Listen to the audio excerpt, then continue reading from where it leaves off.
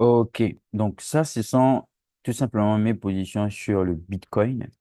Maintenant, ce que je vais faire, c'est que je vais réexpliquer de façon simple. Parce que tout ça, c'est l'analyse compliquée. Ok? Ça, ce sont les analyses compliquées. Tout ça, c'est vraiment complexe. Pourquoi, généralement, je complexifie mes analyses? Bah, c'est tout simplement pour avoir une vision globale, une vision d'ensemble. J'aime pas, j'aime avoir le sens du détail. Je n'aime pas quand je ne comprends pas quelque chose ou je ne veux pas que quelque chose passe devant moi parce que je n'ai pas été attentionné ou parce que je n'ai pas été trop bon techniquement. C'est pourquoi sur mes graphiques, beaucoup de personnes verront certaines notions. Et ça, ce sont les notions qui vont potentiellement découler de tous les processus par lesquels je suis tout simplement passé. Donc, on dit souvent qu'il faut se concentrer sur un seul concept, mais ce qu'on ne dit pas souvent, c'est que lorsqu'on se concentre ou encore lorsqu'on réussit à maîtriser deux concepts puissants, au moins à 50%, on peut avoir des résultats effectivement qui sortent de la norme. Donc, sur le Bitcoin, en fait, en réalité, j'ai toujours une position qui est en train de courir depuis les 67 000 $. Comme moi, je disais dans les lives, je vois bien Bitcoin aller à 120 000 $ pour mon maximum. Ça, c'est mon maximum. Donc, j'ai toujours une position de 67 000 $ qui est en train de courir. Et entre-temps, j'ai eu à prendre des positions en interne. Par contre, ce que je vais faire là tout de suite, c'est pas nécessairement revenir sur cette position-là, parce que je l'avais déjà fait dans l'un des lives. Je ne sais plus parce que je fais tellement de lives. Cette position avait déjà fait l'objet d'un live. D'ailleurs, je suis toujours dans cette position qui est ici là. Effectivement, il a fallu supporter tout le retracement. Mais comme on dit, quand tu maîtrises, quand tu connais, le reste, ce n'est qu'une question de psychologie. Il est aussi vrai qu'en interne, j'ai pu potentiellement prendre des shorts. Je vais pouvoir le montrer quand je ferai un tour sur le canal public Telegram ou encore le canal privé, ça va être ça.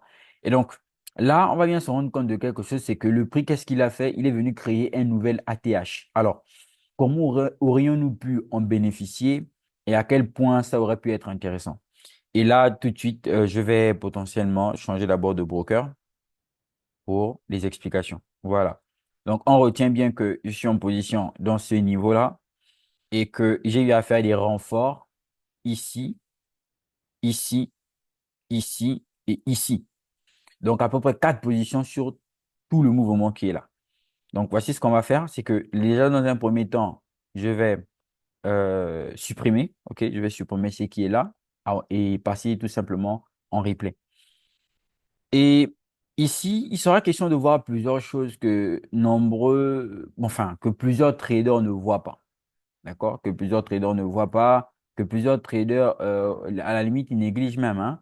Euh, et ils veulent seulement se concentrer sur des gros gains, des gros gains, des gros gains en y lisant ou encore en ignorant tout simplement les petites choses. Le marché en lui-même va toujours réagir de façon à ce que on se déplace non seulement de liquidité en liquidité, eh bien, il va toujours respecter une structure. Ça, c'est le plus important, la structure de marché. Tout en sachant que la structure, il y a la structure interne et la structure externe. Sur le Bitcoin, moi, ce que je dis souvent aux gens, c'est que c'est vrai. Moi, aujourd'hui, je peux trader les cryptos, Forex, je peux trader les matières premières, je peux trader euh, les indices synthétiques, mais la grosse majorité de mes performances, bah, ces performances sont toujours liées à deux actifs en particulier, Bitcoin et Gold. Pourquoi? Parce qu'ils sont complets. Pourquoi? Parce qu'ils sont suffisants. Il faut savoir qu'un bon trade sur le gold te rapporte environ, ça c'est ce qui est la norme, c'est un R de 20. Après, bien évidemment, ça va dépendre de la puissance de la stratégie. Ça aussi, c'est un fait. Il ne faudrait pas que je l'oublie. Donc, regardez, quand le prix démarre, d'accord? Quand il démarre d'ici, pour venir à ce niveau-là, du moins, quand il démarre d'ici, c'est pour venir prendre ce high qui est là. Donc, on quitte de ce low pour venir prendre ce high, ce qui va potentiellement faire en SMC un BOS. D'accord? Ensuite, quand il fait le BOS, tu vois qu'il y a ce niveau ici qu'il laisse. Il fait la correction pour venir prendre les liquidités qui sont en bas, right? Après, il réagit donc quoi, dans cette zone de demand. Donc, naturellement, la logique voudrait quoi? La logique voudrait que lorsqu'on quitte donc de ce low, c'est pour aller sauter un high. Si on veut faire quoi? Le BOS, en l'occurrence, la continuation de tendance. C'est ce qui est en fait normal. Ok. C'est ce qui est normal. Maintenant, à l'intérieur, en l'occurrence, tout ce qui va se passer ici, là, ça va être que de la structure interne. Ça ne va être que de la structure interne.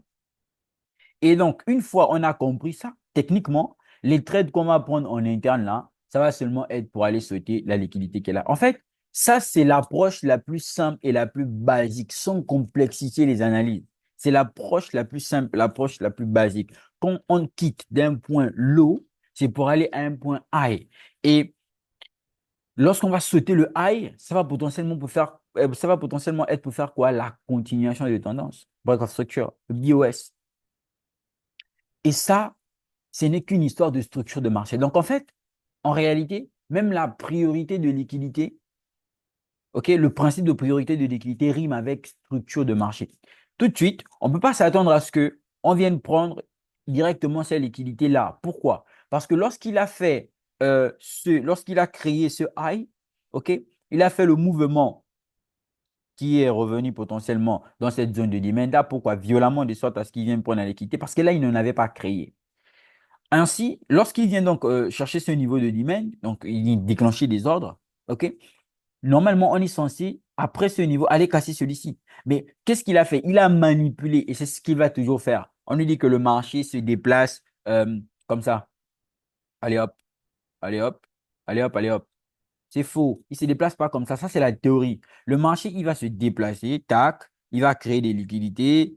OK, il revient prendre, tac, BOS. Ensuite, il crée par exemple quelque chose des equal low. Il va faire inducement, il va revenir, il va monter, BOS. C'est comme ça qu'il se déplace.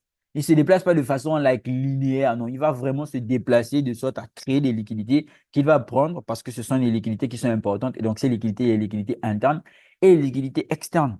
Une fois on a compris ça, on sait donc où il se dirige. On évite donc d'avoir des retracements idylliques en mode oui, il va retracer jusque là-bas. Non. C'est vraiment, on ne traite pas ce qu'on veut, on ne traite pas ce qu'on pense, on traite ce que le marché nous montre. Donc, dans cet ordre d'idée-là, techniquement, s'il faut se baser sur la structure interne, bah, naturellement, on va descendre en unité de temps. On va descendre en unité de temps. Et donc, à partir d'ici, par exemple, sur le Bitcoin, alors qu'est-ce qu'on va remarquer? Et là, je disais, on peut complexifier les analyses. On peut rendre ça vraiment, vraiment, vraiment complexe. Mais ce n'est pas ce qu'il va nous importer, hein. Ce qui va nous importer, ce qui va qui va nous attirer, c'est de comprendre le mouvement. Ici, tu vois là, beaucoup de personnes vont venir, ils vont te mettre BOS, BOS, BOS. Il n'en est pas question de. En fait, non, ce ne sont pas des BOS, ce sont des schémas de liquidité que le marché crée toujours. Ce ne sont pas des BOS, ce sont des schémas de liquidité. Pourquoi? Parce qu'il faut de la liquidité pour pouvoir démarrer. Donc, tout ça, ce sont des schémas de liquidité. Alors, tout de suite, si on n'a pas le mouvement qui revient ici, d'accord, pour prendre ces liquidités, on ne peut pas savoir que ce sont des schémas de liquidité là tout de suite. D'ailleurs, moi, j'ai tradé, OK, quand le prix est en train de créer la structure, j'ai tradé ce niveau qui est là pour l'achat. Quand je l'ai envoyé dans le canal public Telegram, j'ai tradé ce niveau-là pour l'achat. Donc, si je reviens à partir de là, euh, dans mes positions de trading, OK, j'ai fait un aller-retour, je pense bien. C'était sur le Bitcoin. Ouais, c'est ça. J'ai tradé ce niveau-là pour l'achat et aussi j'ai tradé la vente. Donc, c'était plus ou moins de un aller-retour. Donc, ça, c'était le mouvement acheteur. Et ici, c'était le mouvement vendeur. Mais en fait, même les allers-retours, tu ne peux pas les prendre genre avec assez de précision si tu suis beaucoup d'actifs à la fois. Perso, je parle d'une théorie. On a deux yeux. Un œil devrait pouvoir regarder un actif, OK? Et l'autre actif. Donc, naturellement, deux actifs euh, volatiles, très lucratifs, liquides, vraiment, où il y a beaucoup d'interventions, c'est assez suffisant. OK? Donc, j'ai tradé le mouvement acheteur. Je savais que c'était temporaire, ce qu'on va appeler en SMC, une smart money trap. Déjà, on a vu qu'il a réagi dans cette zone-là. Et donc là, qu'est-ce qui se passe? OK? S'il faut prendre la chose de par ici, pas besoin de complexifier les éléments. Là, tout ça, c'est la liquidité. En fait, il faut avoir une approche simple de marché, même si on a beaucoup de notions complexes. Moi, j'ai beaucoup de notions complexes, mais quand je rentre sur le marché, j'essaie de voir le scénario le plus simple qui puisse exister. Et c'est seulement avec un trading simple qu'on parvient à avoir des résultats puissants. Le contraire, le contraire va vous embrouiller. Donc, on pousse. Donc, regardez, on pousse. Là, on voit bien que le prix, il monte. OK? Là, tout de suite, je n'ai pas encore de zone où le prix va réagir. D'ailleurs, si je me base sur la SMC et dans les critères de sélection de zone, je n'ai pas une zone valide. Donc, pas de précipitation à mon niveau. Donc, ce que je peux faire jusqu'ici, c'est d'abord observer le prix. Pourquoi? Parce que je sais que de toute façon, ce qu'il est en train de faire, c'est aller chercher la liquidité qui est en haut là. Donc, je cherche. En fait, la tendance, déjà, elle est bullish. Et je sais qu'il est en train d'aller chercher un high. Donc, naturellement, je dois prendre les achats. Si je prends la vente ici, bon, on va dire, OK, je peux te permettre parce que tu maîtrises ton sujet et tout, etc. Mais donc, naturellement, tu cherches quoi? Tu cherches les achats. Donc, peu importe ce que le prix va faire, on va le laisser évoluer tout en sachant que ce sont les achats qu'on cherche. Regardez maintenant ici. Quand on prend le mouvement qui est là, de là à là, qu'est-ce qu'on remarque? On remarque que celui qui remonte, le mouvement qui remonte là, qu'est-ce qu'il fait? Il réagit dans cette zone et il vend. Il ne réagit pas dans une zone vendeuse. OK? Pourquoi? Parce que là, on aura le discount, là, on aura le premium. Il n'est même pas arrivé dans les 50%. Donc, techniquement, en suivant mon graphique, je sais déjà que ça, c'est une liquidité. C'est une liquidité qu'il a créée. C'est normal. Et en créant cette liquidité, il est venu par la même occasion prendre celle-ci. Je peux complexifier la chose avec la SMB, je peux te sortir des trucs vraiment de précision parce qu'il faut, c'est vrai, quand je rentre avec précision, c'est parce que j'utilise des concepts de précision. Mais là, terre à terre, pour quelqu'un qui ne maîtrise pas tout ça et tout, comment j'ai pu prendre ces trades? Là, j'explique ça en fait terre à terre, basiquement. OK? Donc, on voit qu'il est venu ici. OK? On va pousser. OK. Là, c'est intéressant. Qu'est-ce que je remarque? Je remarque que, en fait, là, il a réagi dans cette zone qui est ici, là, donc dans tout ce déséquilibre qui est là, dans l'imbalance, comme on dit souvent, dans cette imbalance qui est là. Alors, si j'essaie de décomposer l'imbalance, est-ce que je n'aurais pas une zone LTF dans laquelle il aurait réagi? Ça peut être une possibilité. Ah ah, là, j'ai une hidden base. OK? Alors, je ne me casserai pas la tête plus que ça. Il a réagi dans une hidden base. C'est tout. Alors, je vais mettre une demand. Mais quel type de demand? Je vais mettre HB. Alors après, c'est pas mécanique. Ça s'apprécie au cas par cas. Tu vois? Donc, dans ce sens-là, qu'est-ce que j'ai donc dans cette structure que je vois? Je vois un truc en mode, OK, il a créé la liquidité en interne, d'accord? Là, c'est un schéma de liquidité typique, hein, pour vous dire, c'est ce type de schéma de liquidité-là. Alors, il y a les gens aussi, ils ne maîtrisent pas les schémas de liquidité. Donc, souvent, le prix fait ça, tac, il pousse, OK? Il pousse, il crée un truc comme ça, il laisse une liquidité, il monte. Donc là, les gens vont penser que là, c'est un BOS, alors que non, pas du tout. Donc, il monte, il pousse, OK? Il fait une sorte comme ça. Allez, il revient prendre la liquidité qu'il a créée. Il peut même faire encore un truc en mode, genre comme ça, tu vois? Comme ça.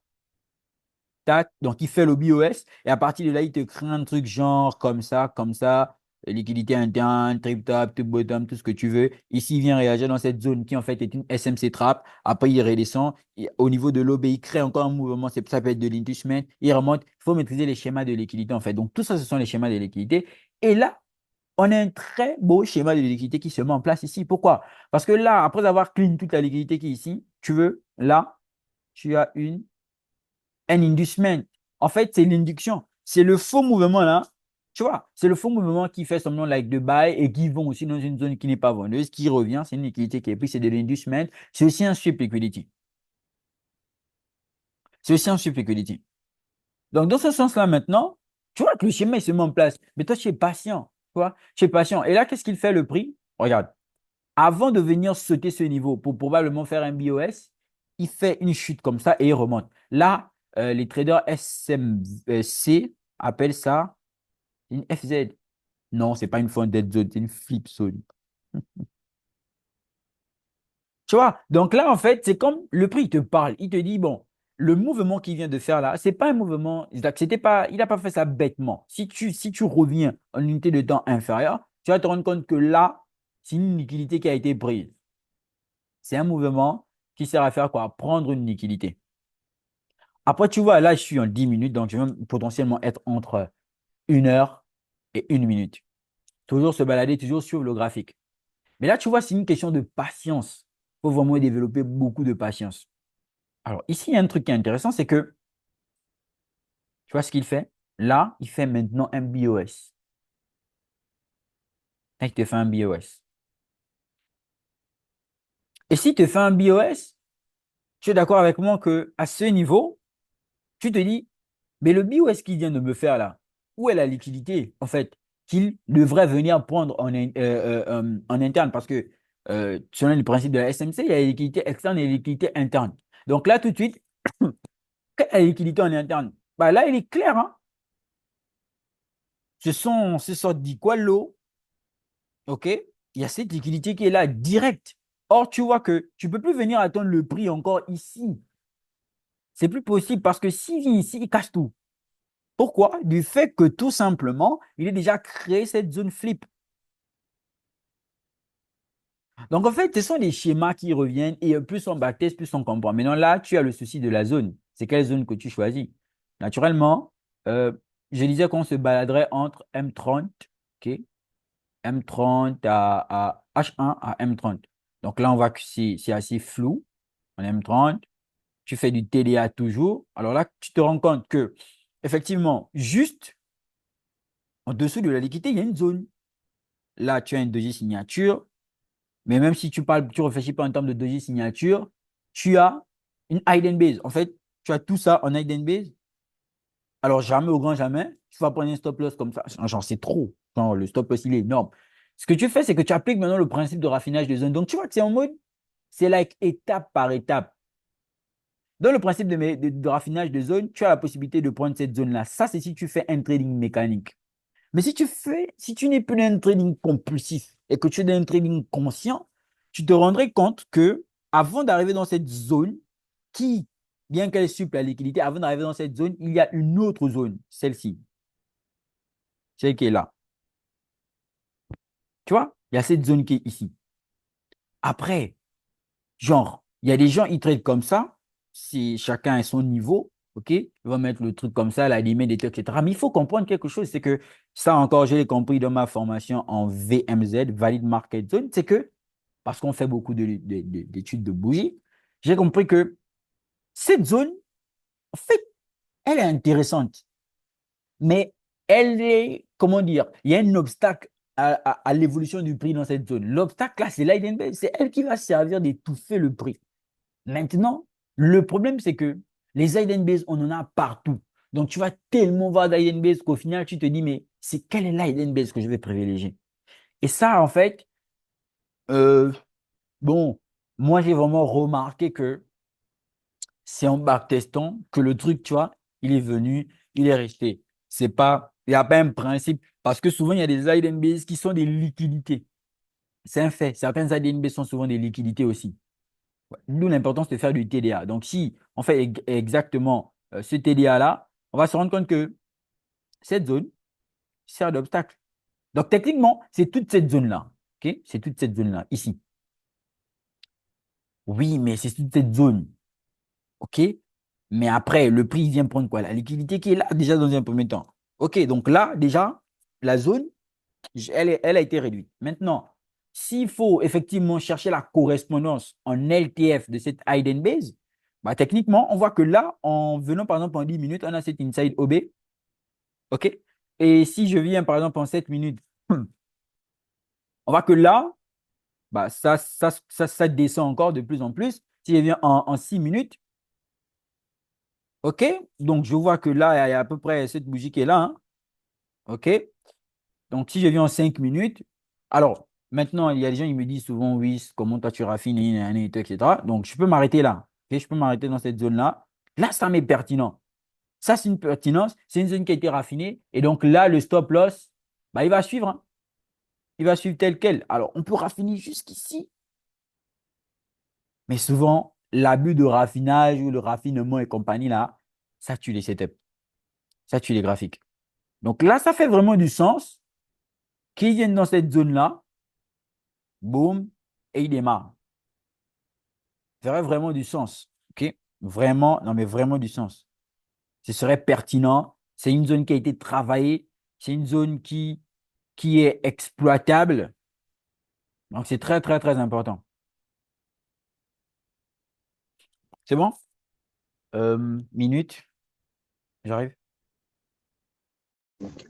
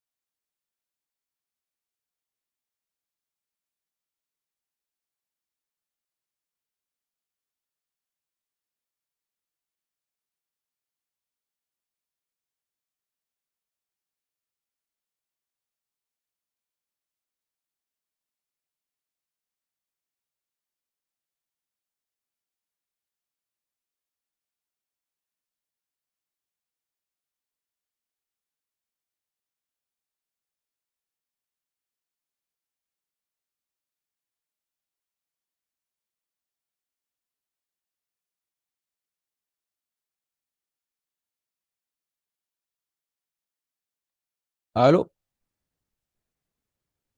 Ouais, Je suis là. J'avais un truc à gérer vite fait là. ok. Donc ça fait vraiment du sens, ok? Que l'OPI vienne réagir dans la zone là et tout. Maintenant, s'il faut quand même, parce que quand on remonte en M30, on voit que il y a aussi le principe de medium level et tout et compagnie. Donc on voit bien que on a raffiné, raffiné, raffiné, c'est vrai, mais à ce niveau, tu vois, ça nous rappelle comment ça s'appelle? Une notion. La notion de medium et de proximal line. Donc là, on voit bien que tout ce que l'on est en train de faire en termes d'exercice, ça nous ramène à quelque chose, à un principe clé. Tu vois, ici, ça nous ramène au principe de medium line.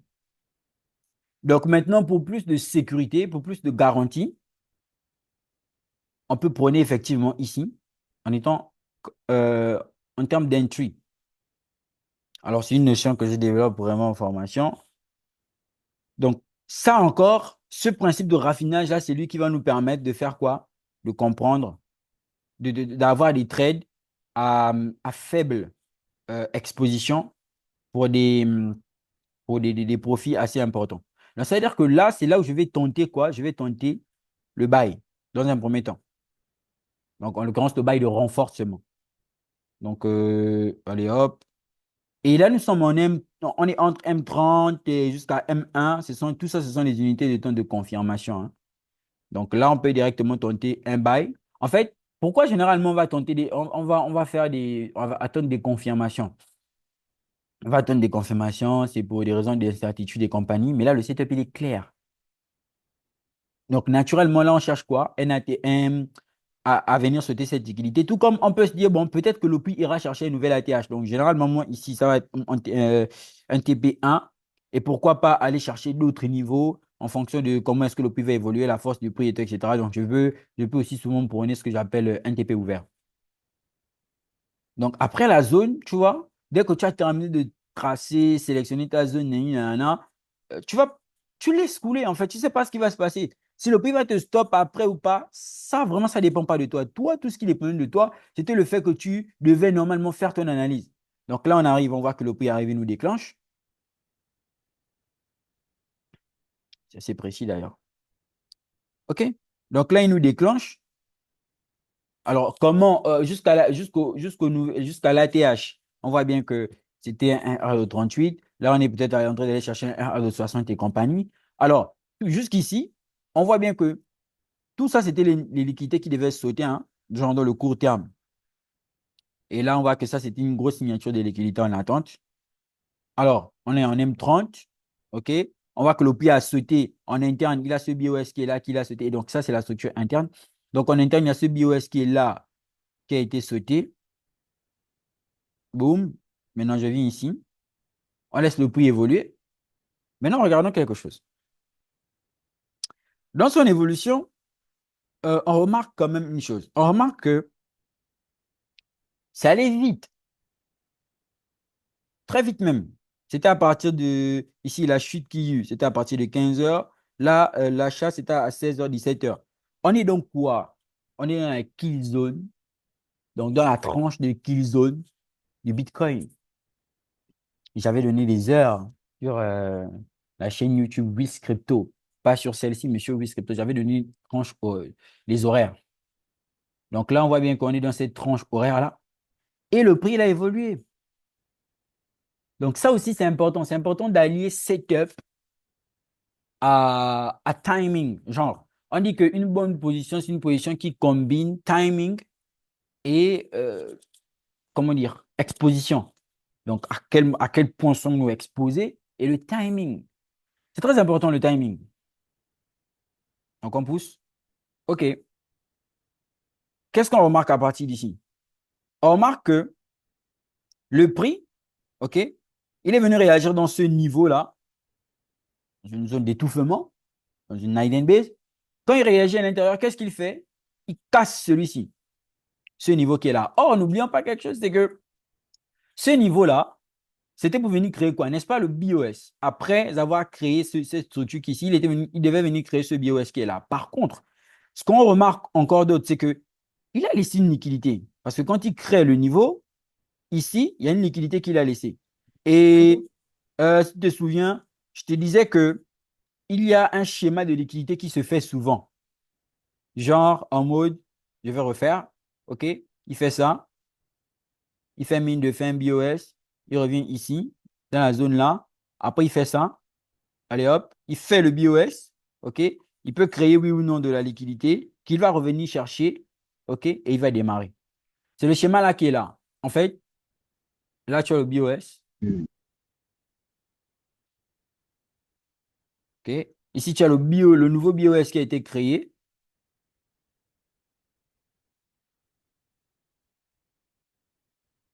OK? Ça, c'est la fausse structure. Ça, c'est la liquidité qui a été prise. Donc, il est revenu prendre cette liquidité et il démarre. Donc, généralement, c'est un schéma de liquidité. euh, euh, Ce sont des types d'entrées en SMC avancé.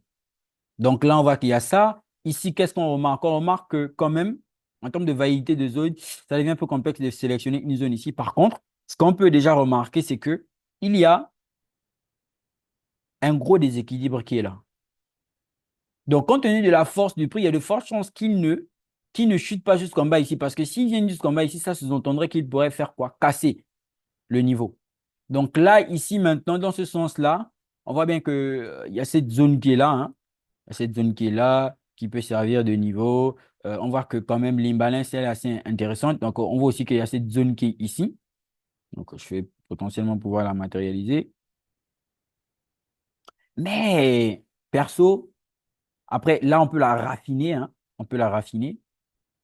OK. On voit que c'est là encore. On peut appliquer le principe de raffinage au fur et à mesure qu'on descend. OK. Bon, là, on voit que quand même, il y a une liquidité qui est là. Allez hop, allez hop. Toujours plus ou moins la même chose. Donc, je pense que c'est carré. Donc, si on remonte en LTF, on voit qu'il y a à peu près cette zone-là qui peut aussi faire réagir le prix, hein. Cette zone peut aussi faire réagir le prix. Par contre, c'est vraiment pas quelque chose que moi, je prône. Pourquoi? Parce que la zone, quand même, elle m'inspire pas assez confiance. Donc, à l'intérieur, on a un BOS, c'est ce qui est de la structure interne. Mais là, en fait, je vous parle que de deux choses depuis. Donc, trois. Zone, liquidité et structure interne, externe. Pas besoin du tout gros charabia.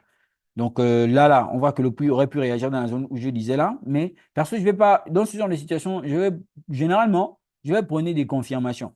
Alors, je rappelle quand même que j'étais dans la vente. J'ai quand même pris cette vente.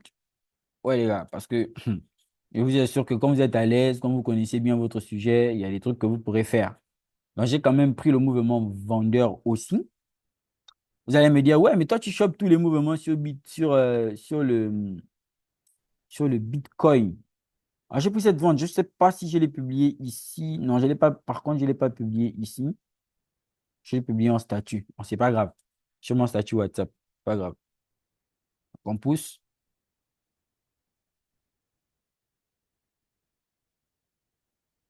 On pousse.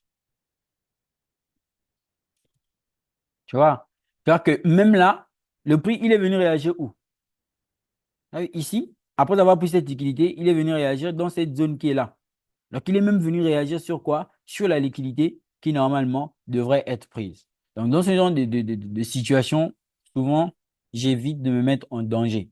Franchement, j'évite de me mettre en danger. Par contre, on voit bien que le prix il monte après avoir pris cette liquidité. Donc, on va quand même mentionner la zone où il réagit. C'est très important. Qu'est-ce que je peux bien mettre? Bon, je vais mettre réaction. C'est plus simple. Voilà, réaction. Voilà. Donc, il réagit ici après avoir pris cette liquidité. Donc, là encore, ce qu'on peut remarquer, c'est que souvent, le prix ne va pas trop s'agiter ou bien il ne va pas trop s'embrouiller. Lorsqu'il a une zone, il va réagir dans une zone. OK. Après, qu'est-ce qu'il va faire? Il pourra potentiellement démarrer. Donc, là, on voit qu'il réagit ici. Maintenant, la réaction qu'il fait là, est-ce que c'est la réaction qui permet d'aller plus haut? Ça, on ne le sait pas. On va voir en fonction de comment est-ce qu'il évolue parce que ça peut toujours être une smart money trap suite à une prise de liquidité importante. Parce que quand même, ça ferait du sens qu'on vienne dans les balances qui est ici pour venir chercher un certain niveau. Voilà, donc qu'est-ce qu'on remarque ici? On remarque qu'il a fait une réaction là, et là, il vient réagir dans quoi? Dans une imbalance. Donc, même si je descendais en unité de temps, vous avez vu qu'il y a beaucoup, cette imbalance a été très importante. Vraiment, vraiment très importante. Donc là, il réagit. Ah, OK. Donc, il réagit à peu près là, dans une autre hidden base, lorsqu'on raffine. Et on voit que la liquidité, effectivement, qui avait été mentionnée, qu'il pourrait venir prendre, elle a été prise. Donc, ça nous ramène au final à la zone que j'avais matérialisée là. Donc, souvent, tu peux voir un truc comme ça. Tu n'es pas aussi nécessairement obligé de prendre la position. Pourquoi? Parce que pour moi, là, quand même, c'est comme j'ai dit, ça reste risqué. Ça reste ce qu'on appelle une FVG entry, ce qui n'est pas nécessairement toujours une chose intéressante. Bon, à mon humble avis, hein. Après, certains peuvent rentrer là-bas, il n'y a pas de souci. Chacun applique ses méthodes, chacun fait ce qu'il veut.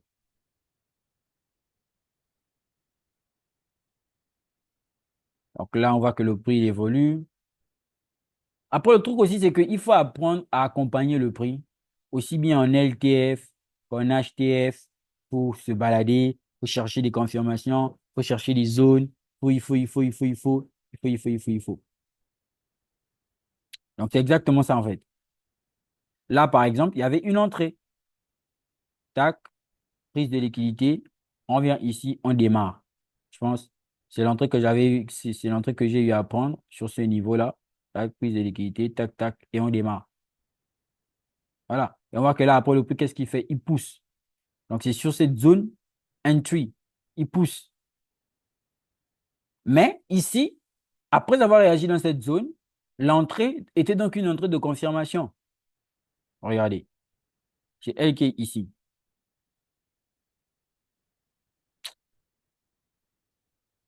Je ne l'ai pas partagé ici. Aïe. Mais moi, j'ai partagé mes trades là-haut.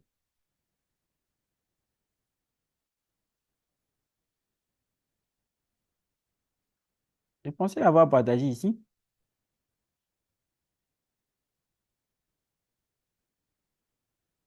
Euh, attendez.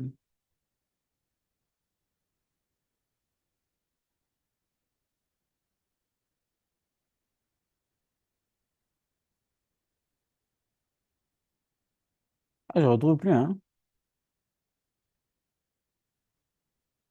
Bon, c'est pas grave, c'est pas grave. Je ne retrouve plus où j'ai partagé ça. C'est peut-être sur Instagram, certainement. OK. Donc là, une entrée, bam, et on démarre. Ah, de toute façon, je vous ai montré ça quand le live a démarré. D'accord, donc il n'y a pas de souci. Donc on pousse. Donc on voit que là, il ne fait que partir. OK. Là, cette entrée aurait été suffisante parce que donc, ça veut dire que là, on est déjà en train de sécuriser les profits dans un premier temps. Mais on sait que c'est où la zone qu'on exploite, qu'on veut en fait aller trader. Genre, le niveau qu'on va aller pointer ici. Donc là, comme il a déjà fait le BOS, en fait, là, tu peux plus t'attendre à ce qu'il retrace, OK, pour venir, par exemple, dans cette zone-là, comme ça, aussi facilement que ça. Pourquoi? Parce que là, la réaction qu'il est venu faire ici, dans cette zone, est une réaction normale, est une réaction surtout valide. Donc, c'est comme si, en fait, là, tu as un BOS. Donc, naturellement, tout ce niveau devient un niveau protégé. Tu vois le truc. Maintenant, si tu reviens, si tu exploites ce mouvement qui est ici, tu auras quelque chose en mode, je vais descendre en unité de temps. OK.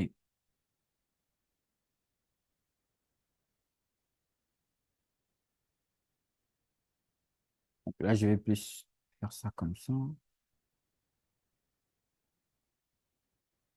C'est pas trop clair, hein?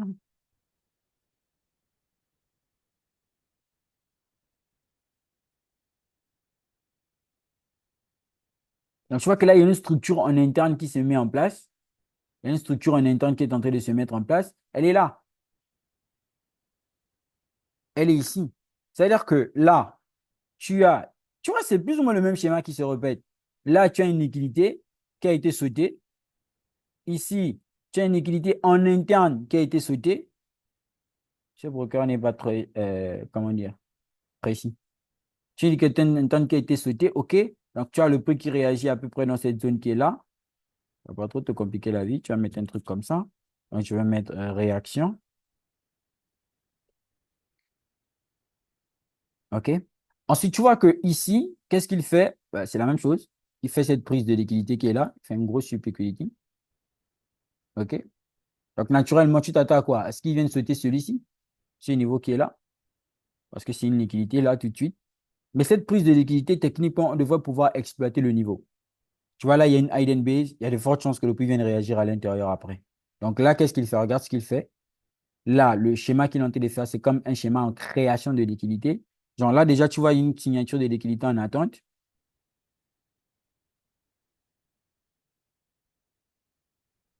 Tac, tac, tac, tac, tac. Crée une liquidité, crée une liquidité. Allez hop, allez hop, allez hop. Je suis en 5 minutes. OK. Donc, regarde, là, tu vois le prix, cette bougie, c'est la bougie qui fait quoi? Qui suple la liquidité, n'est-ce pas? Donc ici, qu'est-ce que tu as? Tu as cette zone, en fait, ça va potentiellement être une zone de re-entry. Tu vois? Et là, tu me dis, bon, le prix, il est déjà arrivé dans la zone, est-ce que ce n'est pas déjà passé? Le truc, c'est que faut être patient pour aussi attendre ces confirmations. Cette zone la réaction qu'il vient faire à l'intérieur, c'est un dernier élément. Donc, ça veut dire qu'ici, tu peux appliquer le principe de raffinage de cette zone. Pourquoi? Parce que ce niveau, ça peut être de l'induction. Tu vois? Ce niveau, ça peut être de l'induction. Donc, moi, dans ce genre de situation, j'attends tous mes éléments. Donc, si je considère ça comme de l'induction, ça veut dire que je vais chercher à rentrer après ici. Parce que je vais considérer ça comme étant de l'induction. Et bien évidemment, le re-entry ici, c'est pour potentiellement faire quoi? Aller chercher le même niveau. Quoi pas? Ah non, non, là-bas, c'est un trade long terme. Donc, c'est l'entrée du bas. Je crois bien, non? OK. Donc, c'est pour le même niveau de target. OK? Mais là, tu te dis, ah, OK, mais tu viens prendre le trade ici. Non, là, en fait, tu vois, logiquement, quand il fait le BOS ici, il est censé corriger, mais il a déjà fait cette correction. En fait, c'est là où les gens se trompent. Souvent, on attend les mouvements qui n'auront plus lieu. Quand il a fait le BOS, il a fait la correction. Tu vois? Quand il fait le BOS, il fait cette correction. Donc, cette correction vient annuler encore toute autre forme de correction après. On est sur l'expansion de tout pour venir chercher. Et après, tu as l'heure. Il est pratiquement 21 heures quand le prix fait ça. Je pense qu'on était en live d'ailleurs. Moi, c'est tout ce que je suis en train de regarder. Donc, si ça, c'est l'induction, que là, on est sur des schémas simples, SMC, basique, simple, tranquille. J'aurais pu complexifier la chose, mais on est sur des schémas simples. Voilà. Alors là, maintenant, il peut partir. Pourquoi? Parce que l'induction, ce n'est qu'un élément. C'est un élément, hein, c'est un élément important, mais ça ne va pas aussi être un élément très, très important. Donc, après, s'il part, il n'y a pas de souci. Mais jamais, en aucun cas, tu forces un setup parce que tu veux rentrer en position. Il faut être très patient. Il faut être très patient. Voilà. Tu vois, c'est tranquille. Il vient prendre le niveau. Tu vois que la zone, donc il y a le principe de raffinage de zone par la nature des zones, selon que ce soit différents types d'OB, et le principe de raffinage de zone par les liquidités. Ça veut dire que ici, si je n'ai pas cette induction, c'est tout ça dans ma zone. Mais si j'ai l'induction, c'est ça ma zone. Tu vois le truc. Maintenant, après, qu'est-ce qu'il fait le prix? Il est comme ça. Tu vois, il est presque dans la zone qui est ici. Il pousse. Voilà. Il démarre. Il allait sauvagement. C'est parce qu'en fait, tantôt, il allait créer une nouvelle ATH. Donc là, tu es largement déjà en gain. OK? Par contre, quand il pousse, tu accompagnes toujours le prix. Tu vois? Tu accompagnes toujours le prix. Tu vois que là, il fait un mouvement et il remonte. C'est normal. Mais il faut comprendre quelque chose. Il a sauté la liquidité qui est là. Donc, au final, le BOS qu'on attendait en higher time frame, parce que c'est le BOS qu'il était censé faire. Il a sauté cette liquidité. Il a fait BOS. Oui, mais tu t'attends pas à ce qu'il retourne. Il se retourne directement. Peu sont ces probabilités-là. Pourquoi? Parce que c'est ce que tout le monde veut. Mais lui va potentiellement aller à la recherche de nouvelles ATH. Maintenant, regarde, il y a une particularité, c'est que dans ce genre de situation-là, arrête, du moins, bon, là je parle avec toi parce qu'on est en live, mais ça s'applique aussi à d'autres personnes. Il faut arrêter de trader ce que vous pensez et commencer à trader ce que vous voyez. À l'école, avant, on nous disait, lis ce que tu vois. Bah, c'est la même chose. Trade ce que tu vois, pas ce que tu penses. Traite ce que le marché te montre et évalue la probabilité de ce qu'il est en train de te montrer. Par exemple, ici, là, le mouvement qu'il fait là, en LTF, ça peut être un mouvement de continuation. Regarde, ici, quand tu es en M2, tu vois que ça, c'est une hidden base. Si tu descends en unité de temps inférieure à celle-ci, donc tu as à peu près cette zone-là qui peut te faire quoi? Un re-entry. C'est une possibilité. Après, tu vas plus maintenant viser des trop gros niveaux parce que quand même, il a cassé la TH. C'est vrai, il va toucher un nouveau sommet. Et après, tu ne sais pas jusqu'où il pourra aller. Tu vois, c'est pas jusqu'où il pourra aller. Donc là, ici, même pour le reste des positions, tu peux t'arrêter là. Ah, et d'ailleurs, c'est ce que je fais souvent dans la grosse majorité des cas. Lorsque j'ai une grosse impulsion comme ça, je peux sortir ici. Je peux trader où? OK. Donc, je peux sortir ici. Le retracement là, ça peut être un retracement pour me donner une porte de sortie. Donc, je peux sortir ici. OK. Et maintenant, le trade que je vais prendre là-bas encore en renfort, genre, ça va être un trade de continuation où je vais, par exemple, moins m'exposer. Tu vois. Je vais, par exemple, moins m'exposer. Donc, c'est-à-dire que si j'étais rentré ici, et d'ailleurs, c'est ce que j'ai fait, et ce qui est le cas, si j'étais rentré ici, alors là, même encore, j'aurais pu raffiner jusque dans la zone des 50%. Mais bon, c'est pas grave. Tu vois, après, tu as le prix qui, tu vas voir ce qu'il va faire et tout. Tu as vu qu'il a poussé. Et là, c'est aléatoire, tu vois. Tu aurais pu sortir même ici aussi. Parce qu'il peut se retourner à n'importe quel instant. Il peut se retourner à n'importe quel instant. Donc, tu vois que là, il est déjà en train de se retourner. Tu vois, il est déjà en train de se retourner. Donc là, en fait, si j'étais sorti ici, j'avais aussi à peu près un RA de 8. Donc, quand tu fais la somme cumulée de toutes ces positions-là, tu as à peu près là un RA de 34. OK? Euh, je vais remonter.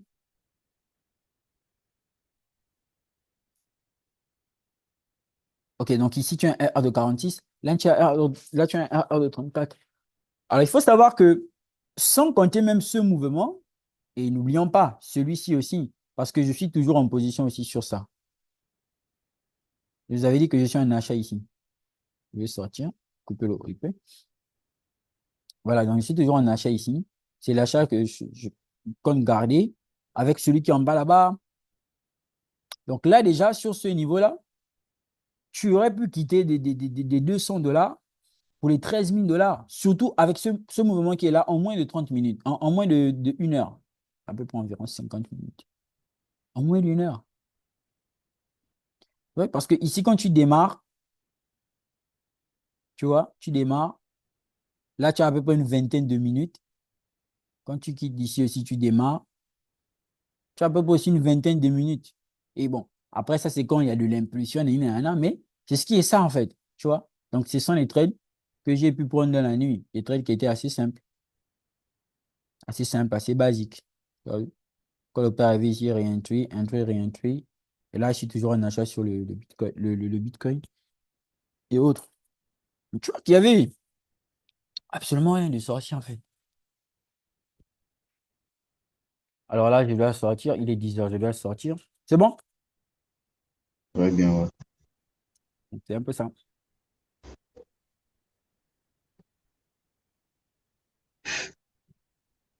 En tout cas, pour les personnes qui vont regarder le live sur YouTube, n'oubliez pas de liker, commenter, partager, de vous abonner. Toujours un réel plaisir. Vous avez les liens en bas de description pour toutes les personnes qui voudront, par exemple, bénéficier de mes services, accompagnement trading et tout ce qui va avec. Vous avez ici dans la partie YouTube, dans la partie du canal public, vous avez cette partie relative à mes services. Et dans mes services, vous avez les abonnements dans le canal privé. Vous avez tout ce qui est en rapport avec les accompagnements coaching privé et compagnie. Donc, je vous invite à lire tout ça et puis bon, voilà quoi. Je vais couper l'enregistrement.